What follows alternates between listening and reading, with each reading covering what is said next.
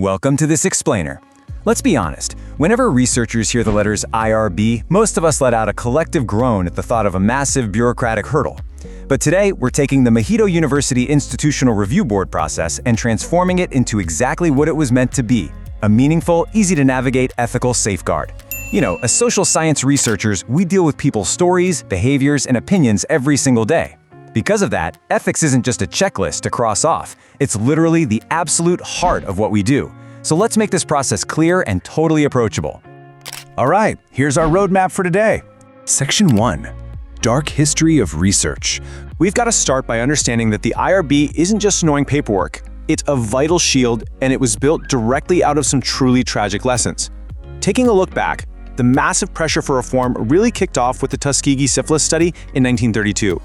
For 40 long years, researchers tracked over 600 black men intentionally withholding treatment even after penicillin was discovered as a cure, just to observe the disease. Just unimaginable, right? Combine that with the horrific World War II concentration camp experiments that led to the Nuremberg Code. By the time the Tuskegee study was exposed to massive public outrage in 1972, society essentially forced the scientific community to demand strict ethical standards. And that demand, that birthed the 1979 Belmont Report. These historical failures brutally illustrate the grave cost of exploiting vulnerability and using extreme deception. Think about the Willowbrook hepatitis study, where researchers intentionally infected children with intellectual disabilities. Or the infamous Milgram experiment, that one used intense psychological deception to make people believe they were physically shocking and harming other human beings, which caused severe lasting trauma. These profound violations of patient rights proved without a doubt that we desperately needed a formal system to protect human lives. Section 2. The Belmont Principles. So out of all those dark historical failures, emerged a real hero, the Belmont Report. In 1979, this report basically distilled all of those complex, painful historical debates into 3 highly actionable pillars: respect for persons, beneficence, and justice. Let's break these down, starting with respect for persons. This translates directly into the absolute requirement for informed consent. Simply put, researchers must treat volunteers as fully autonomous agents who have the right to make their own decisions. They've got to receive clear information, and this is crucial, never be deceived, forced, or misled into participating. Next up is beneficence. It's kind of a dense academic term, but it really just means rigorous balancing. Now, in the social sciences, we might not be doing invasive medical procedures, sure, but we still have to maximize the good of the research while acting as a total shield against any physical, psychological, or social harm. Finally, we have justice. This is all about ensuring fair participant selection. It means the burdens and the benefits of the research have to be distributed fairly. You can't just target a specific group simply because they're powerless, marginalized, or just, easy to access. You have to ensure fair, totally unbiased participant selection across the board. Section 3. Do you need IRB? You might be sitting there wondering, does my specific project actually require formal IRB review? Well, you can figure this out with a really simple 2-step diagnostic. Step 1, ask yourself, is this a systematic investigation meant to create new knowledge? If the answer is yes, move to Step 2. Does it involve interacting with living people or collecting private identifiable information? If you hit yes on both of those, then congratulations, you are officially doing human research, and you absolutely must get approval from the Ethics Committee before you even think about starting. Section 4. The 4-step roadmap. Let's get into the mechanics and see how all this builds into a very clear, structured workflow for researchers at Mahidol University. Step 1. Prepare your core forms, research details, and participant documents. Step 2. Submit those digital files via email and pay your fee. Step 3. Wait for the committee's review. And Step 4. You get your official result. Super simple, right? When you're in that first step, preparing your Mustard 1 submission form, the absolute magic word to remember is alignment. Everything has to logically connect.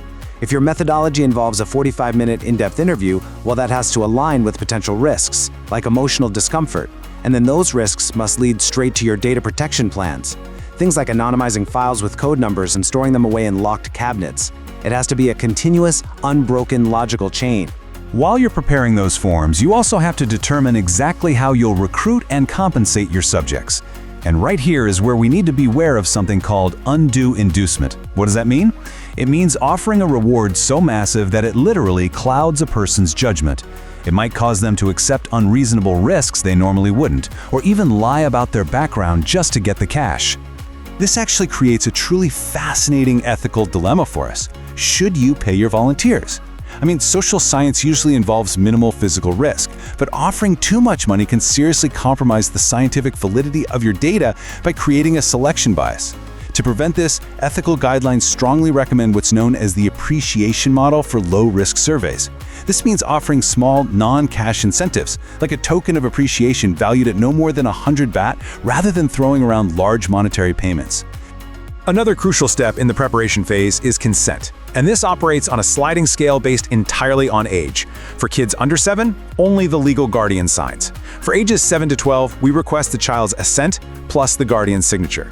But for teenagers aged 13 to 17, we need both the adolescent's assent and the guardian's consent. Competent adults, 18 and over, they can simply sign for themselves. It's all about meticulously layering protection for our most vulnerable youth. Section 5. Review Tracks and Outcomes. Navigating the Institutional Tollgate. After you hit Submit and pay your fee, your project enters the Institutional Tollgate. The committee will route your study into one of 3 tracks, based entirely on risk.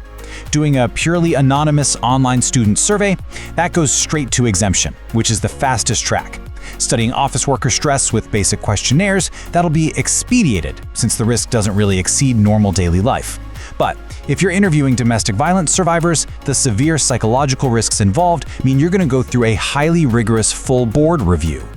Navigating this entire life cycle usually takes about 45 days. At the end of it, the committee will give you one of several results to uphold that Belmont blueprint we talked about. They will either approve your study so you can start immediately, request minor or major modifications to better align your work with safety standards, or they could reject it entirely if the project fundamentally violates human subject protections. Once you receive that final official decision, the process is officially complete. To wrap up this explainer, I really want you to remember that the IRB is here to support you in building trust and protecting your participants. I'll leave you with this final provocative thought. How will your next research proposal not only pass the IRB review, but genuinely, fundamentally honor the human dignity of your participants? Thank you so much for exploring this fascinating topic with me. MUSS-IRB post-approval. There are 4 cases that are involved. The first one is amendment. The second is deviations and adverse events. The third is renewals. And the last is project closure. Amendment. The researcher must request an amendment with MUSS-IRB aid in case there are modifications to details of an already approved project. Deviations and adverse events. In case of deviations, the researcher must report within 14 days with MUSS-IRB 9. The example that you must report is collecting data from wrong participants, skipping approved procedures, violating confidentiality, unapproved instruments.